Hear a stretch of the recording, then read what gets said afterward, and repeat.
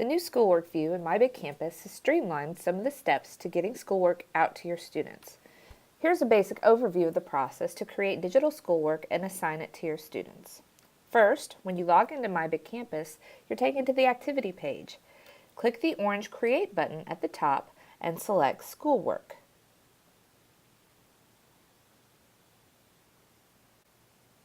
This will take you to the new Schoolwork interface.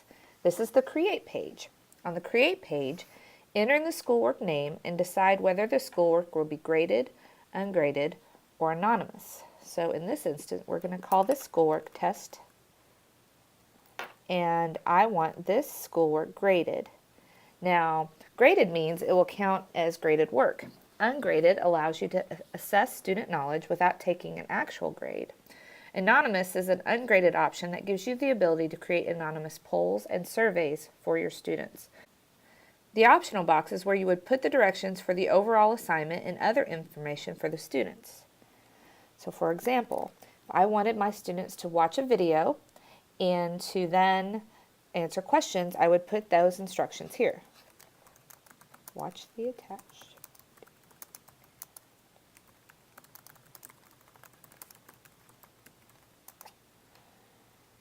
At this point, I can attach different files, and I have icons underneath the optional box in order to do that. The first is a file upload that allows a file or picture to be directly uploaded from your device or computer.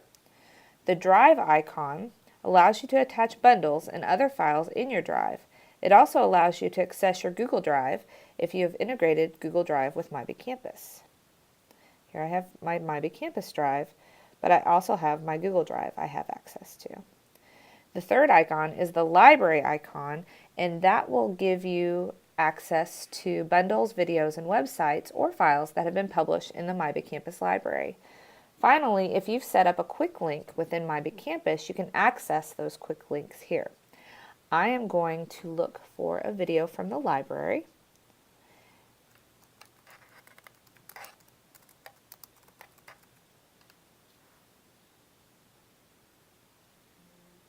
So let's say I wanted to use this on subject and predicates. I would be able to click on that. I've attached it. And now I can hit the Continue button to add questions.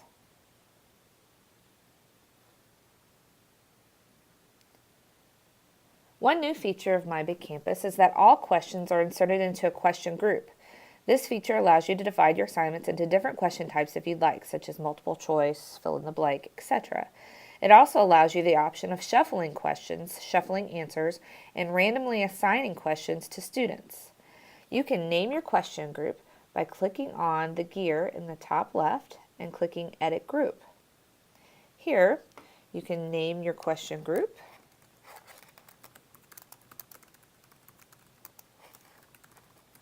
Give it a description if you'd like, and then you can also toggle on the shuffle questions features, which means the questions would be given in random order to all the students, or the shuffle answer features as well, which means the answers on multiple choice questions would be given in random order for all the students, so they wouldn't be the same for all the students. And you can also set number of questions to give. And these questions would be assigned randomly to your students from your question group. For example, if the question group contains 10 questions, you could set the number of questions to give at 5, which would randomly assign 5 of the 10 questions to each student. When you enter a number here, you're also prompted to enter the number of points for each question. But if you don't enter a number here, My Big Campus is going to assign all of the questions in that question group. We're going to select Shuffle Questions and hit Save.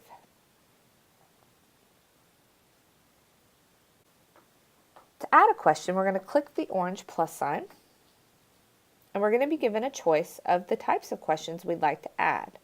Multiple choice, multiple select, which means you create questions that have more than one answer, true false, fill in the blank.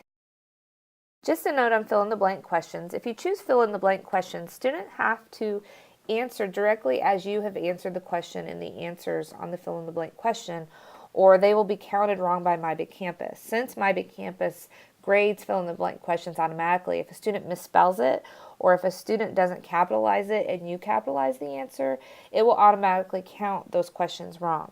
So you might want to have a question bank or a word bank when you use fill-in-the-blank questions.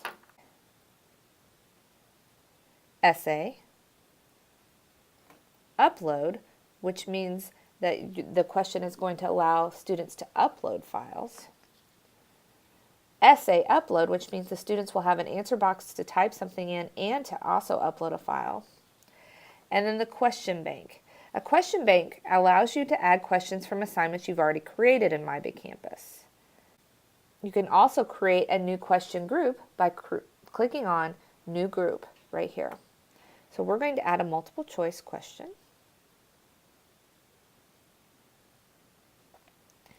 And this takes us to the text editor, which allows us to insert the question.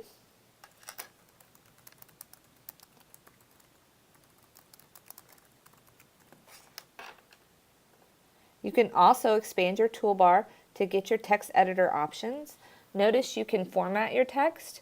You can also add library videos, images, and videos from your drive as well to each question. So you can attach things to this question as well. In our answers, we've been defaulted to 4 answers, but you can also always add a new answer. So we are going to type in our answers here.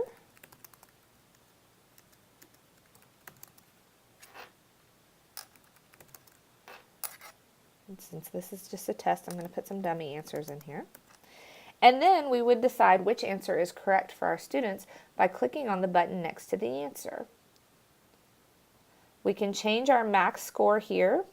Notice you can also attach items to a question. You can have a photo file or something from your drive or something from the library or quick link as well. So there's lots of options that you can do to customize your questions. Once you're finished, hit save. And your question should be added to the question group.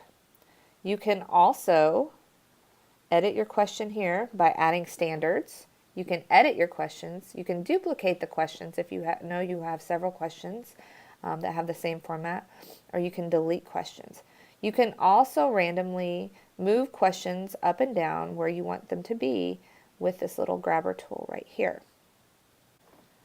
To add another question, you simply click on the plus and decide which kinds of questions you want to add.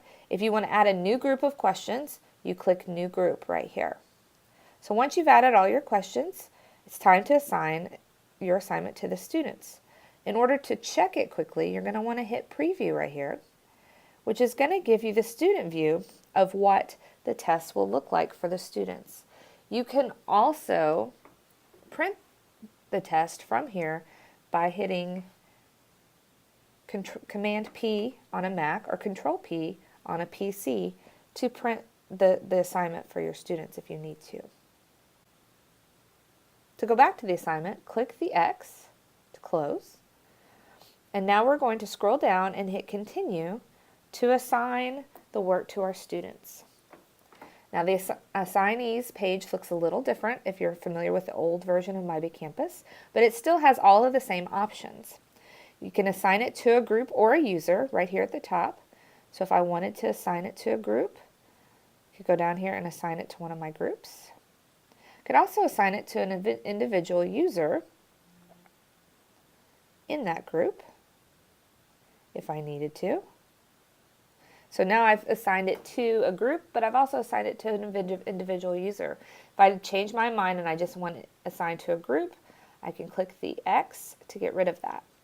The start date is when a student will see the assignment. So you want to make your start date on the day that you want the students to see it. The due date is the day that the assignment is due. You can enter the date by clicking on the date, select the date, and use the scrubber for the date and time.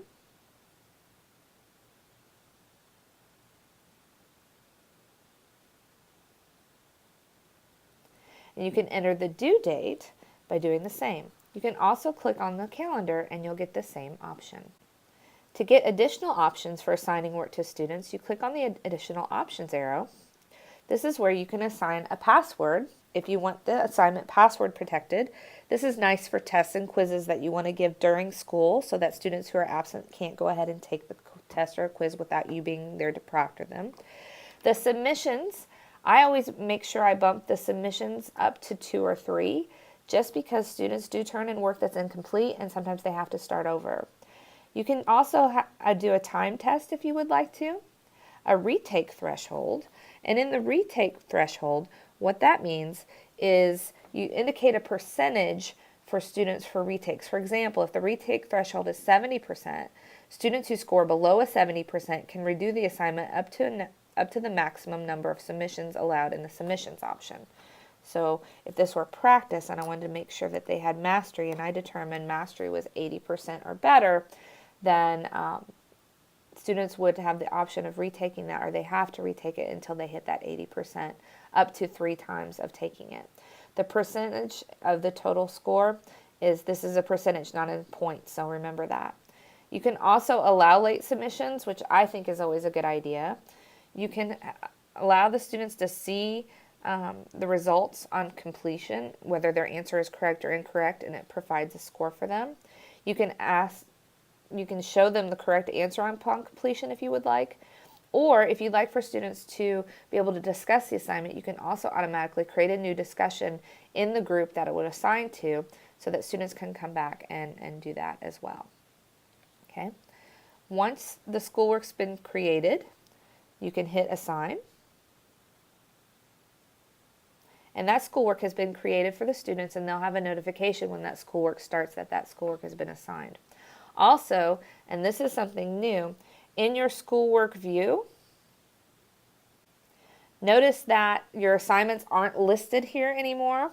That's because they are listed in your drive now. That's where all your schoolwork is stored. The only thing you'll see in this schoolwork view is what needs grading and what you've had completed, and also too, the new gradebook feature, which we'll talk about in another training, and things that are assigned to you. So the students will see something like this on their view. They won't get this part at the top. So to access your schoolwork, once you've created it, you just simply click on Drive, and all schoolwork is put into the Smart Folder Schoolwork. So notice there's the assignment that I just created. And I can move these to a folder, like I have a folder for each of my classes here. So I can move these to a folder by clicking on the box and clicking on the Move option up here.